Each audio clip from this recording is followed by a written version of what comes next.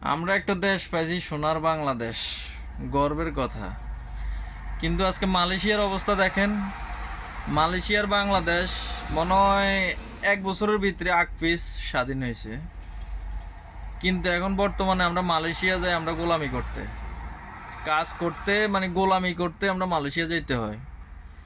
কয়জন মালয়েশিয়ান আছে যে বাংলাদেশে গোলামি করতে আসে? আসে না। কিন্তু স্বাধীন কিন্তু 1 বছরের আগামাতে বাংলাদেশ আর মালয়েশিয়া। পার্থক্যটা দেখেন।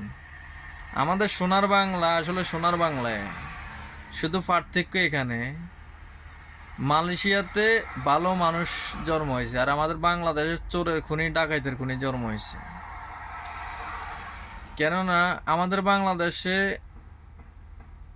টাকার অভাব নাই, ফসল, মাটি, সোনার মাটি, সোনায় ফসল ফলে, যেটা করে এটাই হয়। এবং কি প্রাকৃতিক সম্পদ, প্রাকৃতিক খনিজ সম্পদ সব কিছুই আছে। কিন্তু সমস্যা এক জায়গায়, আমাদের বাংলাদেশে প্রাকৃতিক সম্পদের চেয়ে চোর আর ডাকাত বেশি। এই কারণে আমরা এখন বাঙালিরা মালয়েশিয়া যে আমরা গোলামি করতে, কামলা দিতে, কিন্তু মালয়েশিয়ানরা আমাদের দেশে আসে না কামলা দিতে। পার্থক্য এখানে, মালয়েশিয়া ভালো সৎ মানুষ জন্ম হয়েছে আর আমাদের বাংলাদেশ চোরের খুনি আর ডাকাইতের খুনি জন্ম হয়েছে।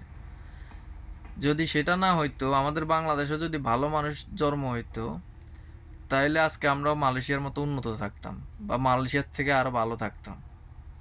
আমরা আর বাইরের কান্ট্রিতে গোলামি করতে আসা হইতো না, প্রবাসে আসতাম না, প্রবাসে আইসা মানুষের কথা শোনা লাগতো না। এটি হইল বাস্তবতা।